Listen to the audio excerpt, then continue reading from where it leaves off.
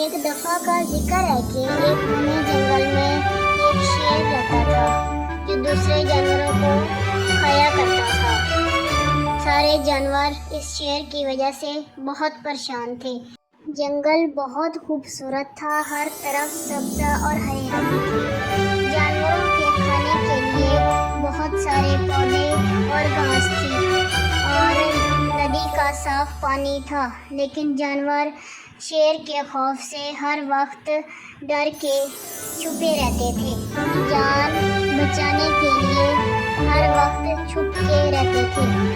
جانوروں کو جنگل کی ہریالی کا کوئی فائدہ نہیں تھا کیونکہ وہ اسے کھا نہیں سکتے تھے۔ شیر کے خوف سے ہر وقت چھپے رہتے۔ اگر کوئی جانور ہریالی کھانے جاتا تو شیر اس کا شکار کر لیتا اور باقی جانور خوف سے ادھر ادھر بھاگ جاتے۔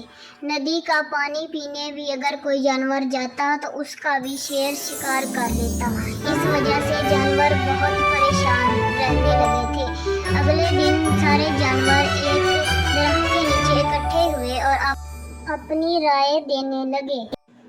اسی طرح ایک گیدڑ نے اپنی رائے دی اور کہا کہ ہمیں ایک ایک ہو کر خود ہی شیر کے پاس جانا چاہیے تاکہ جنگل کے باقی جانور سکون سے زندگی گزار سکیں۔ گیدڑ اس کے بعد شیر کے پاس گیا اور باقی سارے جانوروں کا فیصلہ شیر کو سنایا۔ شیر اس کی بات مان گیا، لیکن شیر نے ایک شرط رکھی، اگر کوئی بھی جانور دیر سے آیا تو پھر میں اپنی مرضی کا شکار کروں گا۔ اس دن کے بعد روز ایک ایک جانور کر کے شیر کے پاس آنے لگا اور شیر اسے کھا جاتا۔ اسی طرح دن گزرتے گئے اور روز شیر اپنے پاس آنے والے جانوروں کو مارتا اور کھا جاتا۔ اسی طرح ایک دن خرگوش کی باری آئی اور وہ شیر کے پاس جانے کے لیے تیار نہیں تھا اور اپنی جان بچانے کے لیے ترکیب سوچنے لگا۔ شیر اپنے شکار کو دیکھ رہا تھا، اس کا بھوک سے برا حال تھا۔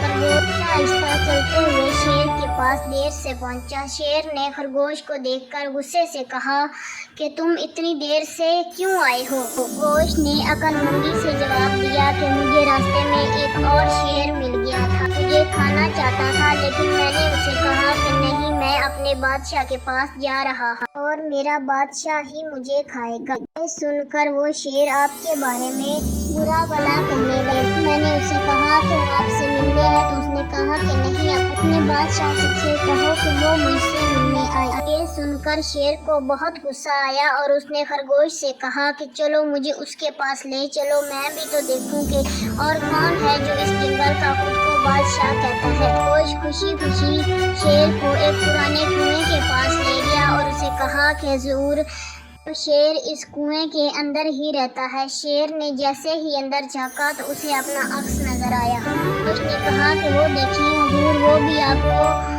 غصے سے دیکھ رہا ہے اور اپنے آپ پر غرور کر رہا ہے۔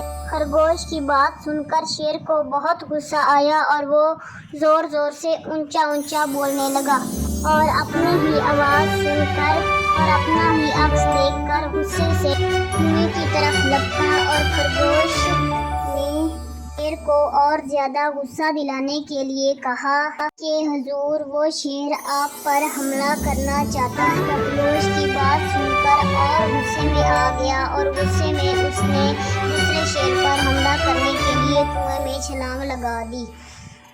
خرگوش اپنی عقل مندی کی وجہ سے اپنی چال میں کامیاب ہو گیا اور شیر اپنے غصے کی وجہ سے ڈوب کر کنویں میں مر گیا۔ پیارے بچوں، ہمیں اس کہانی سے یہ سبق ملتا ہے کہ غصے سے سب کچھ برباد ہو جاتا ہے اور عقل مندی سے بڑی مشکل حل ہو سکتی ہے۔ خرگوش اپنی عقل مندی کی وجہ سے شیر کا شکار ہونے سے بچ گیا اور شیر اپنے غصے میں سے ڈوب کر مر گیا۔ پیارے بچوں، اسی لیے عقل مندی سے کام لینا چاہیے۔ Thanks for watching. Please subscribe my channel for more videos.